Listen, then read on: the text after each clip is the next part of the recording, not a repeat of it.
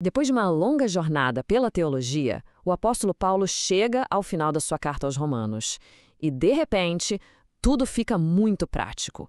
Vamos ver agora como, para ele, a fé tinha que ser vivida, sabe, no dia a dia mesmo. É isso. Depois de construir toda essa base teológica super sólida, Paulo meio que vira a chave. A pergunta que fica no ar é, tá, mas e aí?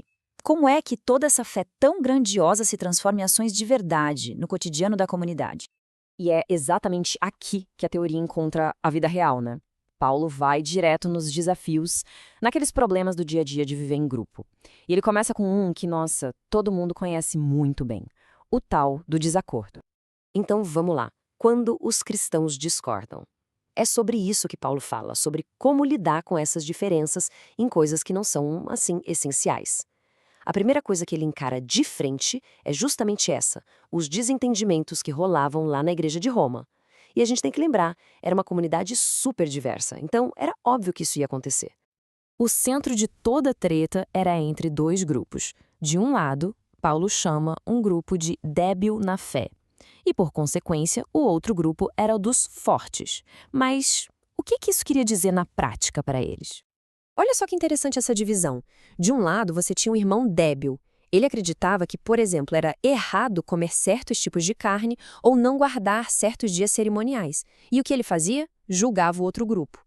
Do outro lado, o irmão forte. Ele entendia a liberdade que tinha em Cristo, sabia que essas coisas não eram essenciais. Mas qual era o perigo? Ele acabava desprezando o débil. Era um julgando e o outro desprezando. Complicado, né? E aí vem a solução de Paulo, que é simplesmente genial. Em vez de falar fulano tá certo, ciclano tá errado, ele muda completamente o foco. Ele eleva o nível da conversa e traz um princípio muito mais importante: o amor e o cuidado um com o outro. A grande lição aqui é poderosa, né? A liberdade que uma pessoa tem não é absoluta. Ela encontra um limite quando pode se tornar um obstáculo, uma pedra de tropeço na caminhada de fé da outra pessoa.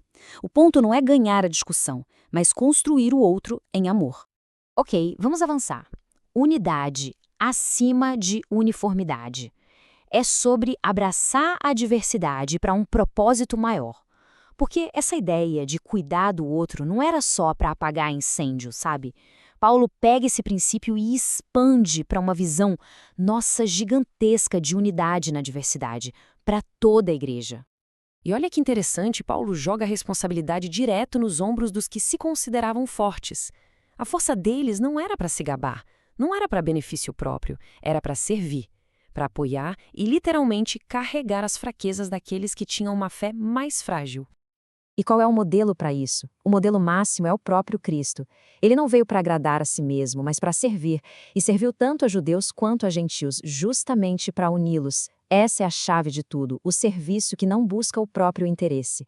É isso que cria uma unidade real, que não tenta fazer todo mundo ser igual, mas que une as diferenças num propósito muito maior. Mas para que toda essa unidade? Não é só para todo mundo ficar em paz e se dar bem, o objetivo é muito maior.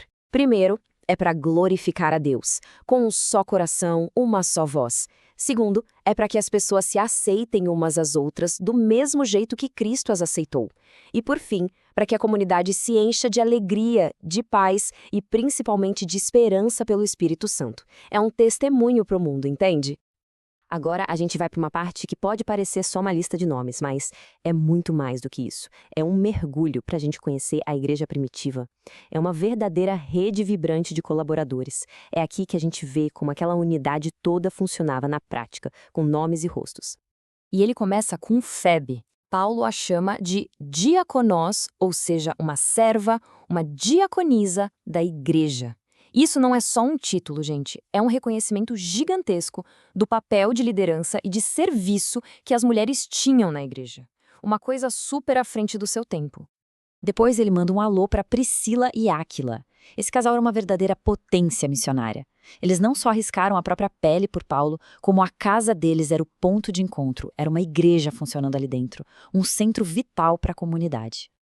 E aí tem Andrônico e Júnia. Paulo os chama de notáveis entre os apóstolos. E olha que legal, num gesto de humildade, ele ainda reconhece que eles se tornaram seguidores de Cristo antes dele. E isso diz muito sobre o respeito que ele tinha por eles. E a gente começa a ver um padrão, né? Ele menciona Maria, Trifena, Trifosa, Pérside. E o que ele diz sobre elas? Que muito trabalharam no Senhor. Ele faz questão de destacar o trabalho duro de várias mulheres. Isso pinta um quadro bem claro de uma igreja que era, em grande parte, sustentada pela dedicação e pelo serviço delas. Agora, olha que curioso isso. De repente, no meio das saudações, uma outra pessoa fala. É o Tércio, o cara que estava escrevendo o que Paulo ditava. E ele manda o seu próprio oi. Eu, Tércio, que escrevi esta carta, saúdo vocês. É uma janelinha fascinante para os bastidores, para o lado humano da coisa toda. Ok, fechando essa parte, um aviso e uma bênção. Porque depois de todas essas saudações super calorosas que mostram essa rede de amizade e parceria, o tom de Paulo muda de repente. É como se ele lembrasse de um perigo urgente e precisasse falar sobre isso agora. É isso aí, um aviso final. Ele praticamente para tudo o que está fazendo, interrompe as despedidas para dar um alerta. Um alerta contra uma ameaça bem específica que colocava em risco justamente a unidade que ele tanto se esforçou para construir. E ele dá o perfil completo dessa turma. Ele diz: cuidado com essa gente que causa divisão. Eles criam obstáculos.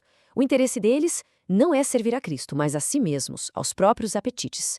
E como eles agem? Usam um papo manso, elogios, para enganar quem é mais ingênuo. A ordem de Paulo é clara: identifiquem essas pessoas e fiquem longe delas. Mas então, num contraste que é de arrepiar, depois desse aviso tão sério, Paulo não termina com uma nota de medo. Pelo contrário, ele explode em louvor. Ele encerra com uma doxologia, que é tipo um hino de glória a Deus, aquele que é poderoso para fortalecer todo mundo de acordo com o Evangelho.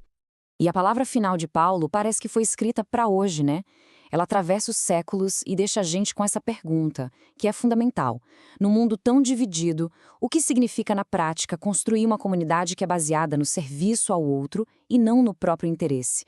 Uma comunidade onde a esperança que a gente compartilha sirva para unir e não para separar.